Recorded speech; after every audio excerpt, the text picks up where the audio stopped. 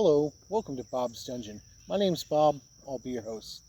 And there is a number of people out there that believe that all the OSR games are the exact same thing.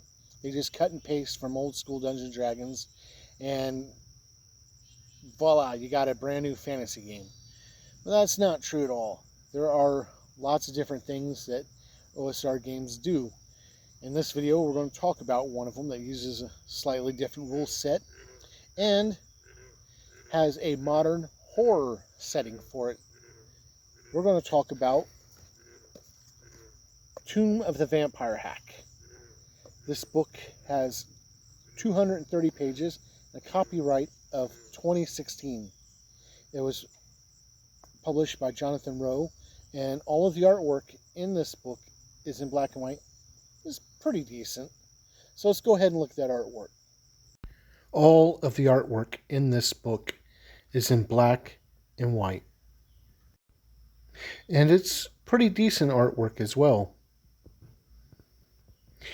It sets a proper tone and mood for this vampire game. To play this game, what you're going to need is, of course, a copy of this core rule book and a full set of dice.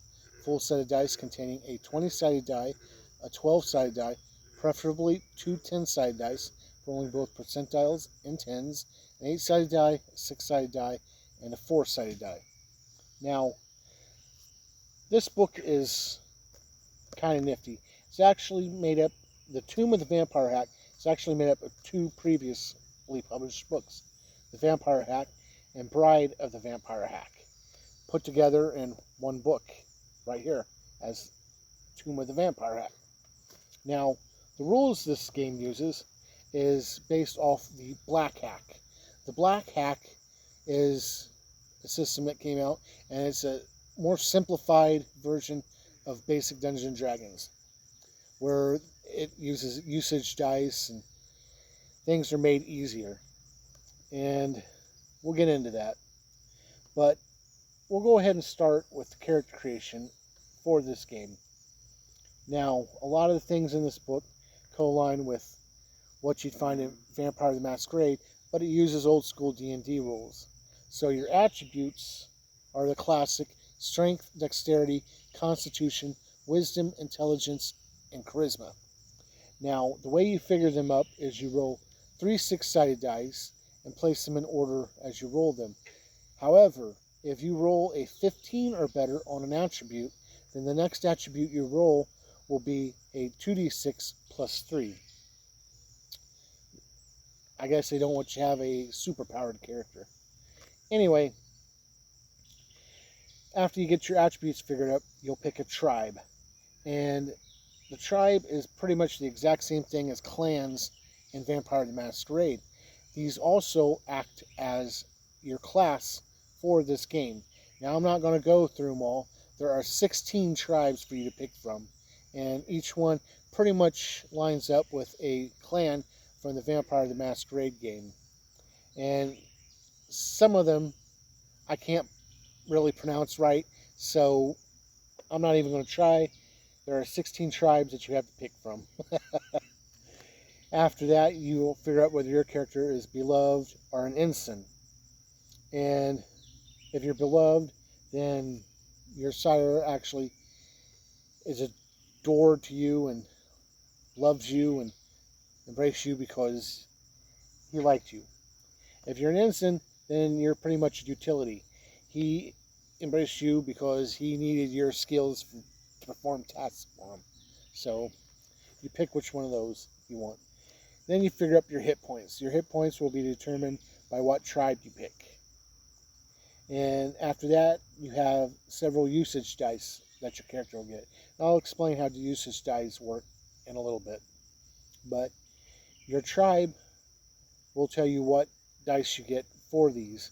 And they are wealth, frenzy, flock, and security.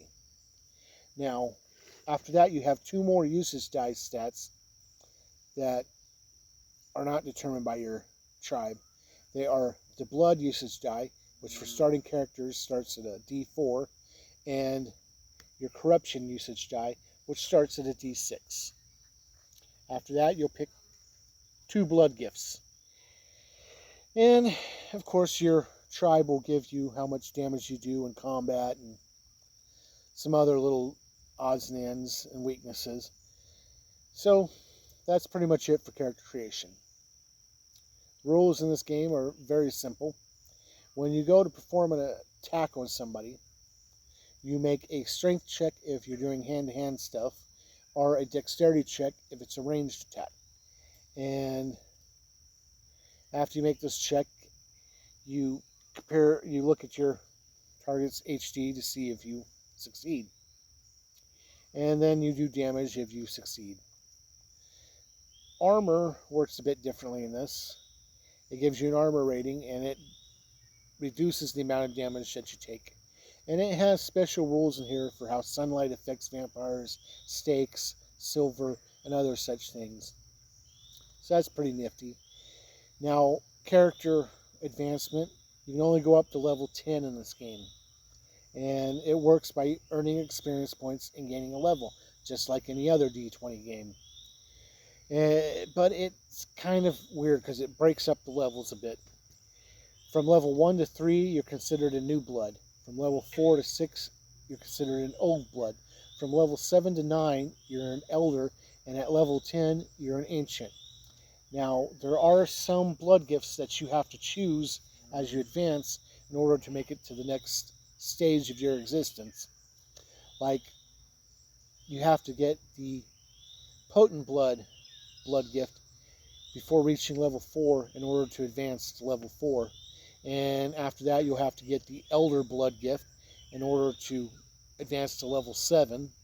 And then, of course, you have to get the ancient blood gift in order to advance to level 10. And there's a nifty chart that tells you, that sets things up for you, so you can see exactly how many powers you have as you gain levels. So that's pretty nifty. This book has everything you need to play. There is a bestiary in here, so you have other creatures to fight and feed off of. And it has all the rules for vampiric society in here. Basically, this is kind of like the generic version of Vampire the Masquerade using D20 rules. That, I don't mean that to be hurtful because I actually like these rules. But that's basically how it is. It's like Sony said, we have Vampyre at home. Anyway, they cover some things in Vampire Society that Vampire the Masquerade actually doesn't. Like, what happens when there becomes way too many vampires in your city? And in this, they have the Purge.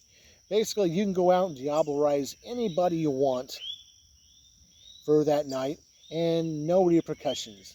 And this definitely hacks down the population. So, you got that going for you.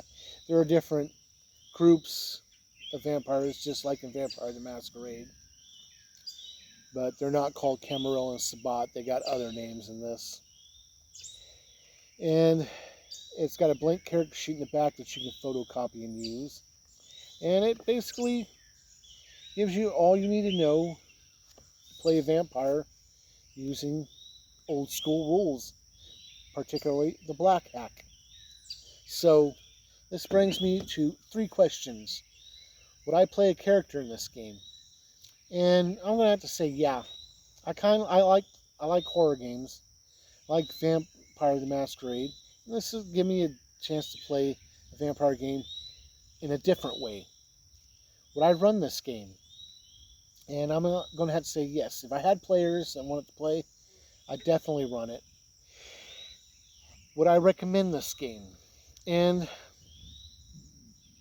basically, if you don't like the World of Darkness rules, or if you want to play a vampire game but not Vampire the Masquerade, then this is something you could look into and probably have a lot of fun with. There's a lot of stuff in here.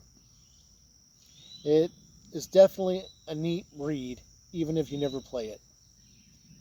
So that's pretty much all I got to say for the Vampire hack right now. Thank you for joining me at a look at this book, and hopefully you'll join me next time where we'll talk about something else. Bye.